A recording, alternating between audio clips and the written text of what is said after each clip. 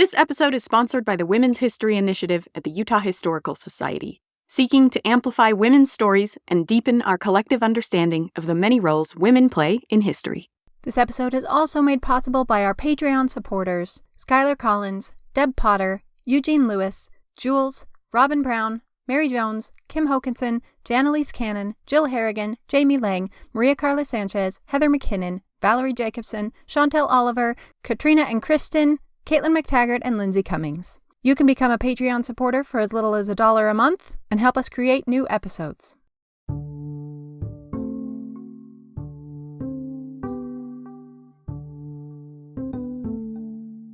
Hi, Katie. Hi, Olivia.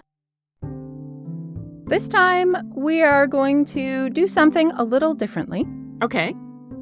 We are going to start with a man. Okay. His name is Robert Capa, and we are a few miles outside of Madrid in July 1937. Uh-oh. Yes. 1937. We are deep in the middle of the Spanish Civil War. Okay.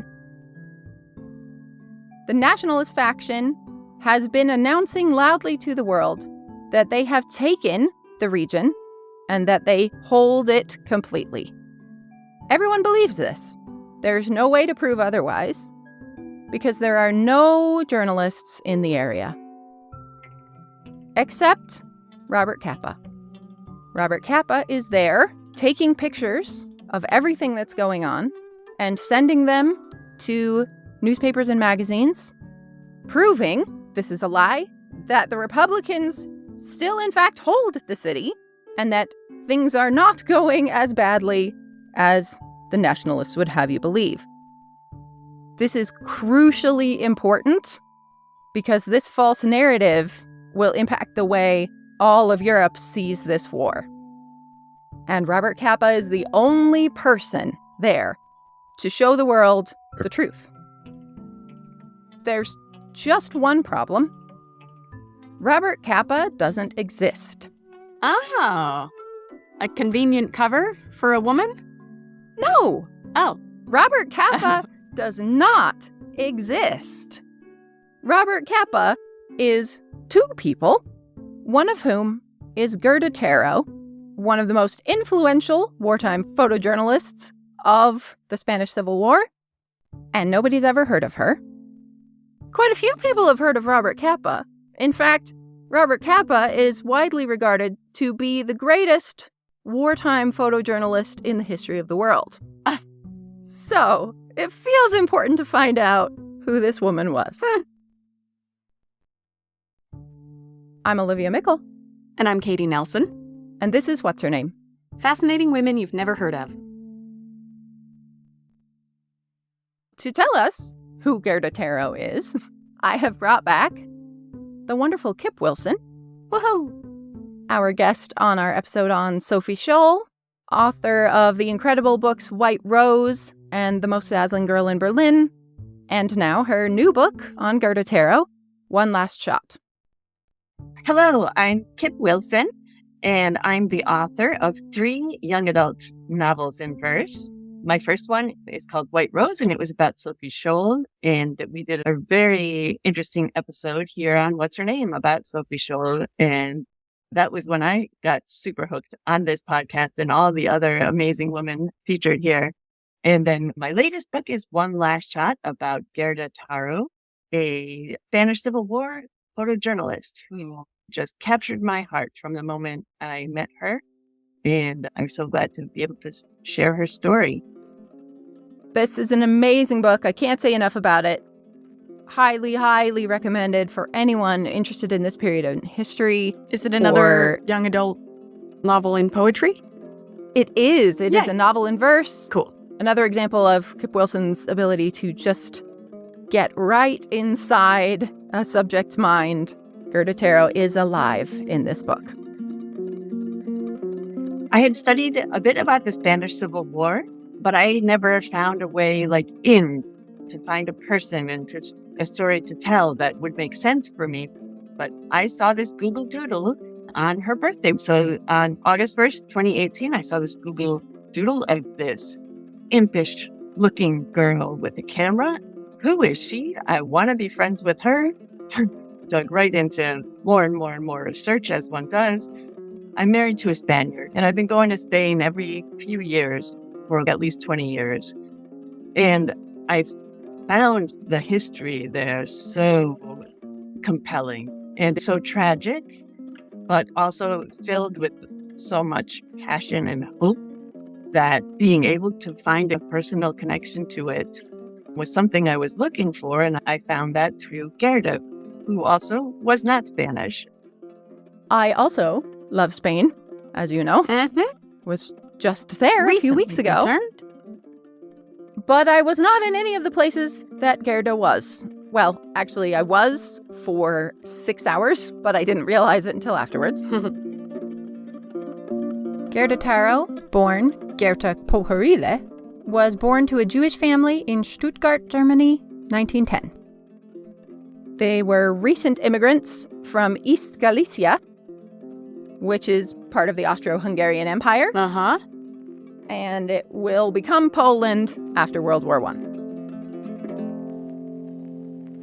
They are a middle-class family. She lived with her parents, and she had 2 younger brothers, and her dad was always trying out all these different businesses.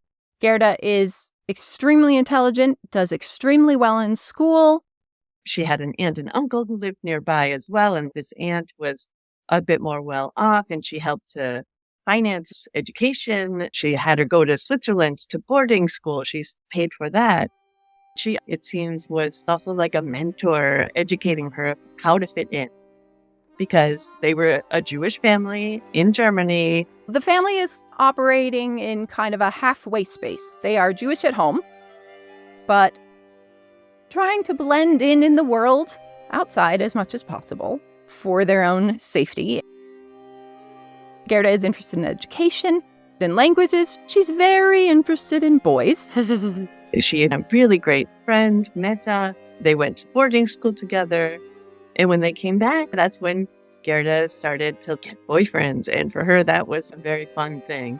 She was engaged at one time. He was quite a bit older than her. And these photos of the two of them, they're just so striking, because she is just this cute, impish little girl. I mean, she's old enough to be dating, but the man was actually physically very tall.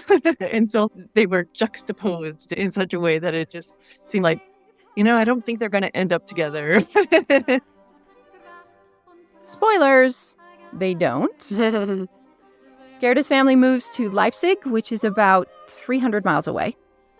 As Gerda is making new friends, not a student anymore, sort of discovering this whole world out there, the engagement ends pretty quickly, but they stay good friends. Of course, things are getting more complicated in Germany, and Gerda is very interested in politics. She got into all kinds of things there, started to get very politically active at this point. This is the early 1930s. Things are getting more heated. Things are getting more dangerous. And politics in Germany at that time really is going to the extreme. So she was very much involved in leftist politics. And her younger brothers were kind of following in her footsteps, sometimes literally sneaking out after her when she would go passing out leaflets or hanging up signs. And eventually that landed her in a bit of trouble, that she ended up getting arrested by the Gestapo. This was in 1933. Terrifying, obviously, especially when looking back from this point. Her parents must have been absolutely beside themselves. Thankfully, her family is able to get her released after a while through a weird loophole of an otherwise awful policy. After World War I, Germany had decided that anyone born outside the borders of Germany who was Jewish was no longer a German citizen. Okay. And also, the children of any Jews who had been born outside of Germany lost their citizenship, even if they were born in Germany, and became wherever their parents were from. So even though she is born in Stuttgart, has lived in Germany her whole life, Gerda is legally Polish. Okay. This was bad. But in this situation, it may have saved her because it was actually Polish diplomats who got Gerda out. Her parents went to the Polish ambassador's office for help. The family talked with a Polish diplomat who then got her out of the prison. And after that, the family was, we got to get you out of here. Gerda needs to leave the country ASAP. Things are getting worse. She's now on the government's radar. They probably realize she's not going to stop, and she's obviously a target now. But where can she go? Poland. Well, Poland, but actually for Gerda the obvious choice was France. She speaks fluent French. That year in Switzerland helped a lot. Mm-hmm. And her friend Ruth is already there working as a model. Oh.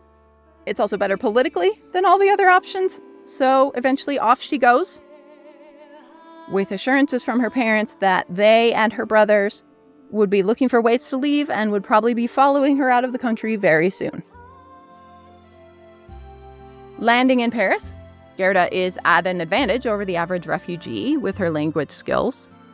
So she is able to blend in a bit more and get work that others are not. The French weren't, oh, yay, we're so happy all you immigrants are here, but they could get by. And certainly by speaking fluent French, as Gerda did, she was able to get better work. She worked in different offices. She was one of those people that, she was good at everything. Ruth had been there a little while, and they got an apartment together, trying to make ends meet day after day. What can we do? Gerda did have a job in the office for a while, and Ruth was trying to make a go of it as a model. And she had blonde hair and blue eyes and was very in demand. And so one day this kind of scruffy looking photographer came up to her in a cafe and was like, hey, come meet me at this park. I want to take photos of you. She's like, I don't know. Well, I'll go if I can bring my friend along. And that was one of my favorite scenes to write. The poem is called Unexpected. Ruth's photographer is so intensely studying something through his camera's viewfinder that he doesn't even notice us approach at first. But Ruth nods, points, tells me, that's him. Only then does he lower the camera, look our way, break into a smile, and the world seems to pause for a moment as I take in this dark-haired, dark-eyed, handsome thunderbolt of a man. And when our gazes meet, sparks pass between us, electric. Ruth marches toward him, presents us to each other. Andre Friedman, Gerda Poverile. And even after Ruth shakes his hand in a proper Germanic hello, Andre and I wordlessly agreed to greet each other with a bisou, bisou on both cheeks. Perfectly Parisian, though we're clearly anything but, and perfectly in tune with each other. This is Andre Friedman, a fellow refugee from Hungary who had fled first to Berlin, then to Paris, and is now working as a photographer. And I do love the two of them together so much, even though it was certainly not like a happy ending, perfect romance. They had their ups and downs for sure, and partially because Gerda was such an independent woman and she would not be put in any place. She had her own agenda, and when Andre fit into it, that was fine. And sometimes he did, and sometimes he didn't. And I found that really interesting to explore, because I feel like as women, we're taught, oh, you want this perfect romance thing, but maybe you don't. Maybe you want to have your own adventures, whatever that entails. And maybe that doesn't mean being with one person for the rest of your life. Maybe it means going to different places and doing all kinds of other things. If she had married him and stayed somewhere, I just can't even imagine that if. That wasn't her. A lot of immigrants coming into France or other countries, a lot of them became photographers because it was a way to make money. Not necessarily knowing the language, you have the image, right? But Gerda does speak French, so she can up Andre's game. she starts writing the captions for his photos so he can sell them to newspapers. And in the meantime, she hadn't studied photography. You could just do it, and you didn't need any license, any kind of authorization. And so she's like, I want to learn this. Just the way she is all the way through her life, I think, just like eager to learn everything. And at the time, she was renting a room from these other couple. The man was a photographer with his own darkroom. And of course, he was happy to help her. And she learned all these things. And she picked it right up. And she started taking her own photographs. And he's showing her more things. And other friends are showing her. And she's really getting it. And then Andre gives her his Leica camera. His Leica that he had been putting in and out of hock whenever he needed to. This is the very early days of the first portable cameras. I was just thinking about, like to be a photographer then, it's not like being a photographer today. No, I mean, these are the first cameras that are not on a giant stand with the photographer under a cape and a 45-second shutter capacity. You can carry these cameras around with you, and that means the boundaries of the art of photography are exploding in these huge displays of creativity and totally innovative new ways of doing this thing. As a team, Gerda and Andre are a great match. He's an excellent photographer. She is ambitious and clever and strategic and knows how to point his talent in ways that will be the most effective. She is a great marketer. She is a great businesswoman. And she's swiftly becoming a brilliant photographer herself. She makes unusual choices. She's finding unexpected new angles, new ideas about how to do this thing. But it is becoming increasingly clear that their very ethnic names, and especially Gerda's very obviously a woman name, are decreasing their options. And they really want to break into the very lucrative American photography market. And so they decide to invent a new photographer, an American photojournalist named Robert Capa, and sell his work to the papers. Oh, that's exactly what I would do. There wasn't definitive evidence of, yes, either one of them was the one who first came up with this. But the way I have it in my book is that they came up with it together, but with her saying, hey, let's, and him saying, that's awesome. And it makes sense because he's kind of bumbling through life, looking through a camera viewfinder, right? But she's okay. We need a business. And partially from her upbringing, watching her dad try all these things and see what works. And herself, these last months in Paris, trying to figure out, hey, your photographs aren't selling, but they're very good. I can sell your photographs. Let's pretend you're this guy, Robert Capa. Doesn't that sound like a great name? Who wouldn't want to buy Robert Capa? And I kind of pushed that ball a bit more into Gerda's court because I feel like she would have come up with it. Andre is his agent. Okay. Smart. And they are both taking photos and selling them as Robert Capa. Cool. Boy, this Robert, he's prolific. He's prolific and brilliant. And boldly going places other Americans aren't going. Yes. I mean, this is an American right there in Paris that all these American newspapers can take advantage of.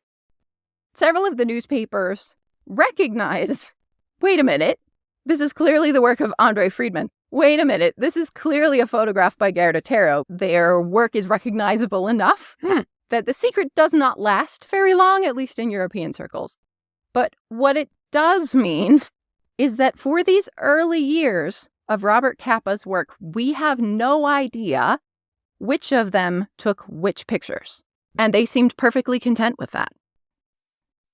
And now let's pause for a word from our sponsor. This season of What's Her Name is sponsored by the Women's History Initiative at the Utah Historical Society. Think you know Utah history? Think again. The Women's History Initiative highlights Utah's dynamic history makers. 8 sovereign nations in Utah since time immemorial, pioneers, explorers, immigrants, entrepreneurs, visionaries, and dreamers who have made a home there ever since. Join the Society to read the Utah Historical Quarterly, attend free virtual events, and get news about the future Museum of Utah. Visit history.utah.gov/UWH to learn more. And the long-awaited statue of What'sHerName favorite Dr. Martha Hughes Cannon will be installed in the National Statuary Hall collection at the U.S. Capitol within the next few months. Just the 13th woman featured in the hall. Follow at Utah State History on Instagram to catch Martha on the move as she makes her journey to D.C. And teachers at all levels can find all kinds of curriculum resources on their website, history.utah.gov/UWH. And then, in 1936, the Spanish Civil War breaks out. The pair are determined to go and make a name for themselves by covering this new war. And she's really into politics and actively engaged in anti-fascist causes, which would draw you to Spain. I'm guessing that a lot of our listeners don't know very much about the Spanish Civil War. This is not something that is widely covered in outside either of Spain. pop history or academic history outside of Spain. So, here is the Spanish Civil War in 60 seconds or less. The Spanish Civil War goes from 1936 to 1939. The two sides are the Republicans and the Nationalists. The Republicans are the left-leaning side, and they are loyal to the democratically elected government of Spain. The opposing Nationalists are conservative/traditionalist/fascist. This is not me making that designation. It's what they called themselves. Fascism was a political party. Sure. They are kicked off by a sort of military coup, and then eventually by a guy named Francisco Franco. Mm-hmm. More people have heard of him, probably, Sure. than of the Spanish Civil War. You have Hitler driving fascism, Mussolini in Italy, and Franco in Spain. So it's a political tide that's washing over Europe. Yeah, in this interwar period between World War I and World War II, people are trying to decide, are we going this way? Are we going that way? Are we going to go authoritarian dictator? Are we going to go democratic republics? Which means this war is complicated, and it may have been about any combination of class, religion, xenophobia, an ideological battle between dictatorship and democracy, between fascism and communism. It may have been about all kinds of things. Like most wars, at the core, it is about power and who should hold it. Like every war. And this is a little confusing for people in the U.S. because in our history and in our media, our movies, we have been thoroughly primed to always think of the rebels as the good guys. The Princess Leia's and Han Solo's out there fighting the man and taking on the dictators. They're like going against the bad guys who are oppressing you and so on. But in the case of a democratically elected government, that rebellion is not the good guys. The rebels, in this case, are the ones trying to install a dictatorship because they don't like all of these other people having a say. Of course, democratically run government also has hidden sources of power and money and authority. And yes, and as Kip Wilson puts it, in this war, it's hard to find, like, the good guys, right? There were plenty of bad guys. There were no good guys, really. And it is so sad because everybody was affected by it. Everybody suffered in some way. So off Robert Caro, a.k.a. Andre and Gerda, head to Spain. And they start photographing the war. This is new ground. Nobody has really done this before. You couldn't photograph wars up close and personal, sort of embedded with the troops. When you need a tripod and a full minute of perfect stillness, the only pictures we've had of war are extremely long, faraway shots of battlefields or after portraits of shots. generals. Yeah. portraits of generals or shots of the aftermath with conveniently non-moving dead bodies. We have not ever seen a war. And these two are running around the battlefield, taking full advantage of the mobility that these cameras offer them. Yeah. Obviously, back then, it's not like now where we have our phones snapping all the time. That's why her work was so important. As she had this camera, she had however many rolls of film, not that many. They had to get what they could get, and you'd be lucky if you get a few good shots out of a roll. I took black and white photography in high school. I remember my photography teacher telling me, if you get one good photo on a roll, call that a good day, you know? And I take the same into my writing, too. Like one poem a day, that's a good day, you know? So interesting to think about it from this modern perspective, because now everybody's got a camera in their pocket. Nothing goes undocumented. But back in a world when most things were undocumented. Yeah, nothing was documented. Yeah, if you have a camera, you're the one who chooses what people are going to see. Now, some of these photos we can tell who took what, because for a while they were using different cameras that produced different size of pictures. But some of the time they are using the same camera, and most of their negatives are just labeled Kappa and Taro. Now, wait a minute. Kappa? Yeah. Why not Friedman? Right. As soon as the secret is out, people realize that Robert Kappa is these two. Andre Friedman decides he's going to take the name Robert Kappa. And along with it, let's change my name too. Gerda Taro sounds pretty good. So these papers are getting negatives from Kappa and Taro and just publishing under whichever name they decide this is. Usually Kappa, surprise, but sometimes Gerda Taro, and she starts getting recognized as herself. Newspapers are now starting to contract with her alone. But the fact is that a lot of these incredibly iconic images that they are producing that are credited to Robert were probably Gerda Taro. Gerda and Robert weren't always together during those years. That she was in Valencia and he was up at Guernica. Another time he was in Madrid for a while where she was still back in Paris. So there was a lot of back and forthing and sometimes together and happy to see each other, but sometimes just on her own thing. And in these places, Gerda is often the only photojournalist there. Her photos are unusual. They're unusual even in a time when everyone is still trying to figure out what's going on with this whole mobile photography thing. Her decisions are different than the men around her.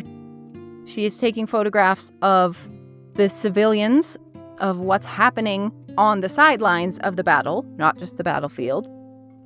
Some of her most famous and really affecting photos are photos of a large group of families waiting outside the morgue to find out if their loved ones are dead. Looking at those photographs and then contemplating the kinds of things they would have both seen was just, I think some of the ones in particular in Valencia, Gerda was there when there was a bombing.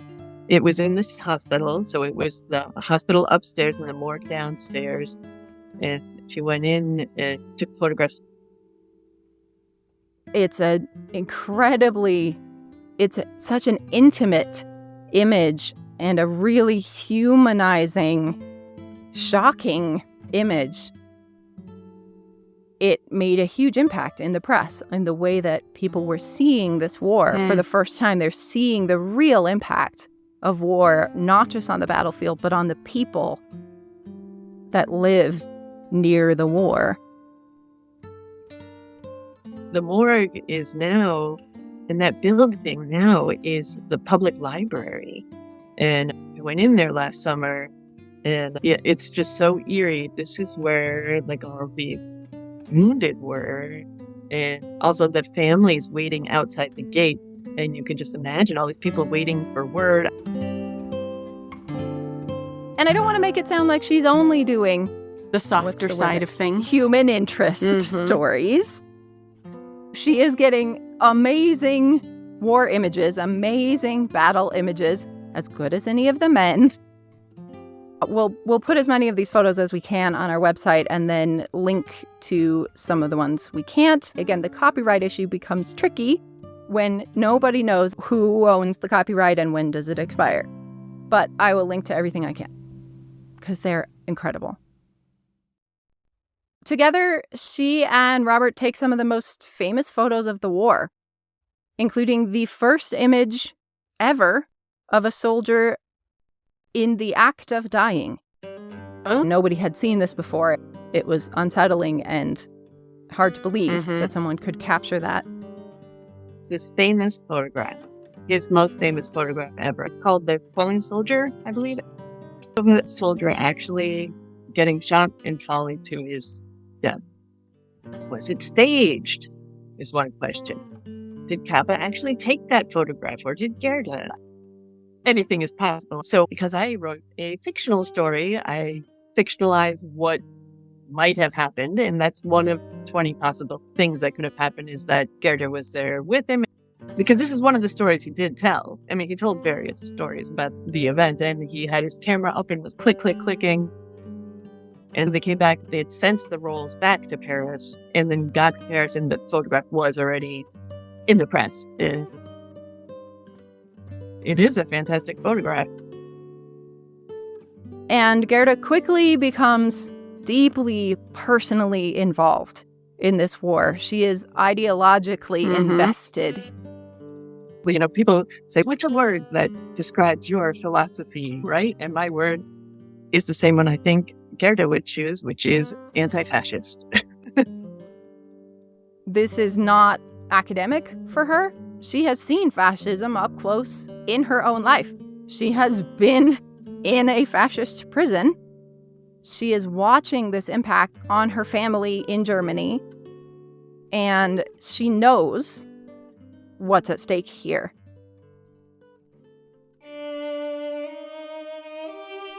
Speaking of her family in Germany, one of the biggest questions for me, and it was one of those that we really couldn't answer, was about why her brothers specifically, why didn't they go with her? I wish they had. I'm sure she wishes they had, because her whole family was murdered in the Holocaust. There's not a lot of information about it. They had gone, after being in Leipzig, they went down to Yugoslavia to be with the rest of the family who was kind of gathering there. They were getting pushed out of other places. Then things got terrible there as well. The mother had died, but the brothers, oh, how I wanted to hear good news about them. And they didn't survive.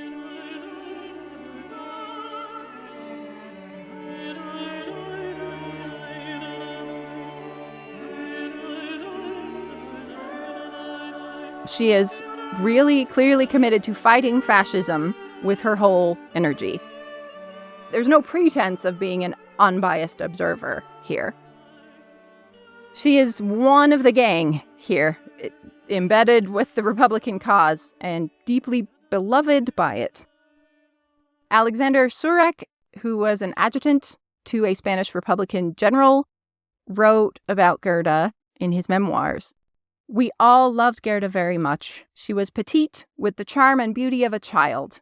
This little girl was brave, and the division admired her for that. She was so passionate about the suffering of the Spanish people. Interesting choice of phrase, little girl. Yeah, you can tell a lot of sort of paternalistic thinking going on here. Romanticizing the sweet little girl who brings a certain energy and wholesomeness to the cause, et cetera, et cetera. But she was also tiny. When you look at photographs of her, she was very reminiscent of Catherine Leroy. Exactly. That's what I was going to say. From This from tiny Paris, little woman. a very tiny blonde in there photographing the horrors of war. Yeah. And maybe it's, giving them some sort of sense of, here's what we're they're fighting for. Yeah. Mm-hmm. Clearly we're the good guys because she's with us.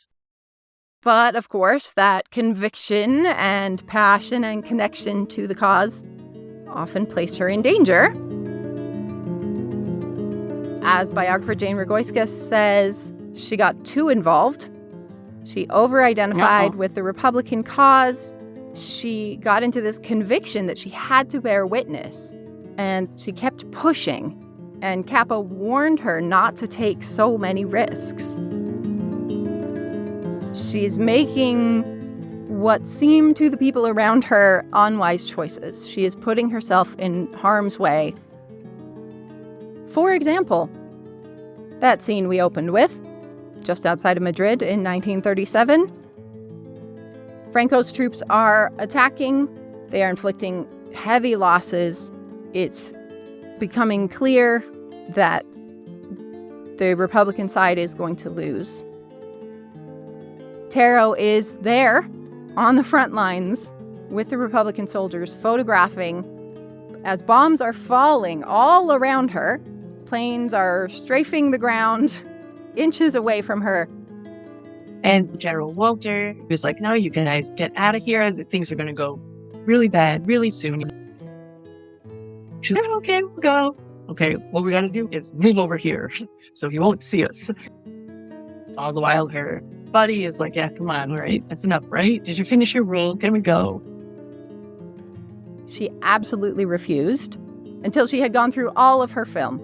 She finally agrees. Okay, fine. And she and a reporter friend who's with her finally head for safety. She is thrilled. She has all of these incredible photos that she knows are going to be very important. They're carrying all their stuff, and they see General Walter's shiny black car. This is great. We'll hitch a ride. They get up to it, and it's filled with wounded. So General Walter's not even there. He's already gone. But they've got wounded people in the car. And so they just hung on, one on either side of the car. And the car takes off down the road. Last year, I got to be in this exact spot and just imagine the chaos. I laid down on the ground, the baked ground, baking further. There's just something about that Spanish July heat. I had this beautiful blue sky, and I'm sure it was filled with gray clouds of black and all kinds of airplanes flying over it. The bombs going overhead, the artillery is so loud, and the lines constantly changing. Tanks. She is hanging on the outside of the car as it is bouncing along through this war zone. A German plane flies over, strafes everything, hits a Republican tank, kills the driver of the tank. The tank rolls out of control and rolls over Gerda in the car. No. She is crushed under the tank, a Republican tank. Oh, it's horrifying. And she was in bad shape. They got an ambulance eventually actually arrived and took her off to the field hospital. She is horrifically injured, but all she can think about is, do you have my camera? Do you have my film? The nurses and the doctors assure her, yes, we have your film. It's fine. We have your film. We have your cameras. They don't. The film is gone. It is never found. They rush her into surgery. They attempt to save her life. Ooh. It's impossible. And she dies at 27 years old.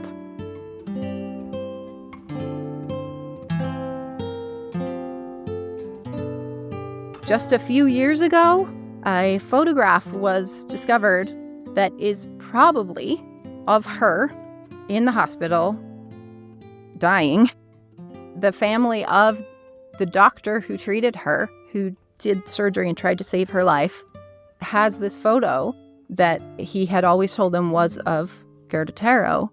They recently published it, and based on historians, researching the provenance of this picture, it is probably her. Her body is taken back to Paris. She is given a hero's funeral. Thousands of people in the streets to honor her. Kappa is devastated. He goes to Indochina and is photographing the war there. He eventually will have to flee anti-Semitism again. Moves from Paris to New York in 1939. Fast forward to 1995. 3 boxes of photographic negatives are discovered in Mexico City. What? Uh-huh. Okay. Yes, Mexico City. And they've got Kappa and Taro's names on them. Wow. As far as we can tell now, as the Nazis are closing on Paris, Kappa's assistant, Irma Weiss, rides off on a bicycle with these boxes of negatives to Marseille. After Weiss is arrested, the negatives disappear until they turn up in Mexico City. Wow. The assumption is that Cool. they must Somebody have been handed off escaped to to a Mexico. Mexican diplomat at some point. Mm. The nephew of a Mexican diplomat found them. And then another relative who was a filmmaker realized what they had and went, we need to tell people. The so-called Mexican suitcase contains photos by Gerda Taro, Robert Capa, David Seymour, and a few rolls of portraits of Gerda Taro by a photographer named Fred Wow. Stein. Wow. These are my Wow. favorite portraits of her by Cool. far. One thing that did help me with Gerda was these photographs of her. Not just the photographs that she took, which are also very telling, but also the photos of her. You can just see that personality. You can just see in these photos, she is such a goofball. These are not like your typical photos of a woman in the 1930s. She's having a blast. And she's just so full of life. Even the photos of her on the front, there are not that many, but there's one where she's like crouching behind another soldier taking fire, and she's so passionate about being there. You can see it in the way she's holding her body and everything. And there's another standing, she's like kind of photobombed almost, this photo that Robert Capa was taking of something else, and there she is on the side, just kind of waiting for her moment. The biggest difference, I think, working on Gerda's story versus Sophie's story is that with Sophie, I had so much material that was by Sophie. We had diaries and letters. Gerda had none of that. There's one telegram that we have that she definitively wrote, right? But studied these wonderful biographies, and this one in particular by a German woman, Irma Schaber, and she was able to interview some of Gerda's friends and people that did know her when she was growing up. And so that was invaluable. But I mean, I couldn't have written the book without these 2 fantastic biographies.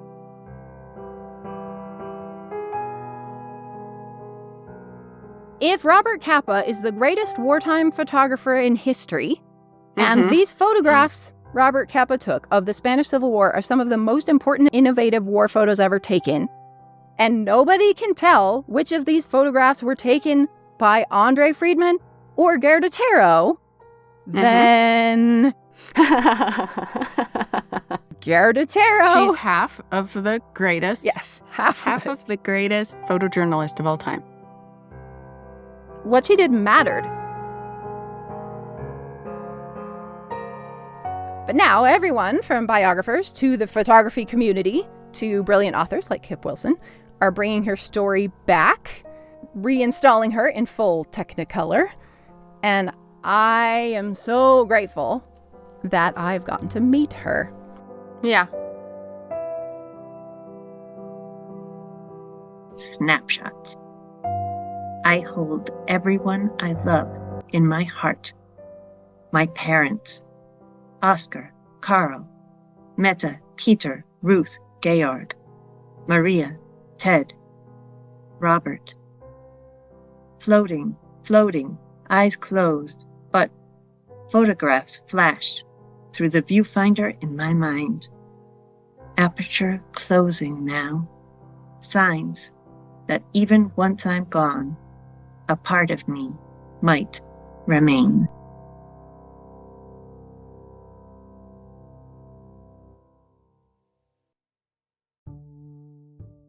Huge thanks to our guest, Kip Wilson. Visit our website at what'shernamepodcast.com to find photos, links, resources, and of course links to Kip Wilson's amazing books.